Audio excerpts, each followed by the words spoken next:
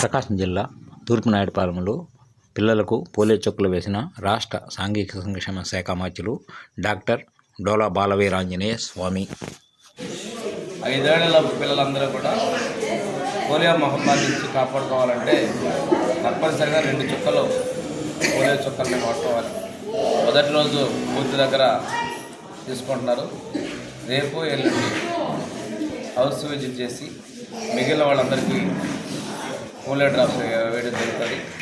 100% అందరి పిల్లలకి అయితే 5 ఏళ్ల చిన్నారులందరికీ కూడాను పోలియో చుక్కలు వేయడం ద్వారా కమ్యూనిటీ మొత్తాన్ని కూడా మనం ఇమ్యునైజ్ చేయడం ద్వారా ఈ పల్స్ పోలియో కార్యక్రమం ద్వారా పోలియో వ్యాధి రాకుండా మన భావితరాలు కాపాడుకునేటువంటి అవకాశం ప్రజలందరూ కూడా పూర్తిగా సహకరించాలి. వీలైనంత వరకు ఇవాళే పిల్లలను తీసుకొచ్చి పోలియో చుక్కలు వేయించాలి. వైద్య ఆరోగ్య శాఖ సిబ్బంది కూడా పనులకు వచ్చినటువంటి వాళ్ళు కావచ్చు, దూరంగా ఈ హ్యాబిటేషన్ చుట్టుపక్కల కాస్త సుదూరంగా ఏదైనా ఉన్నటువంటి సమాచారం కూడా సేకరించి వాళ్ళందరినీ కూడా ఇమ్యూన్ చేయడం ద్వారా మన ఈ యొక్క బాధ్యతను నిర్వర్తించి పోలియో వల్ల వ్యాధిని పడకుండా సమాజాన్ని కాపాడాల్సిన బాధ్యత మనందరి మీద ఉంది. సమాజంలో మనం చాలామందిని చూస్తున్నాం. అంగవైకల్యం, 1 కాళ్ళు కావచ్చు, 2 కాళ్ళు కావచ్చు, పోలియో ద్వారా పడి చాలామంది ఈ రోజుకి ఉన్నటువంటి వాళ్ళు.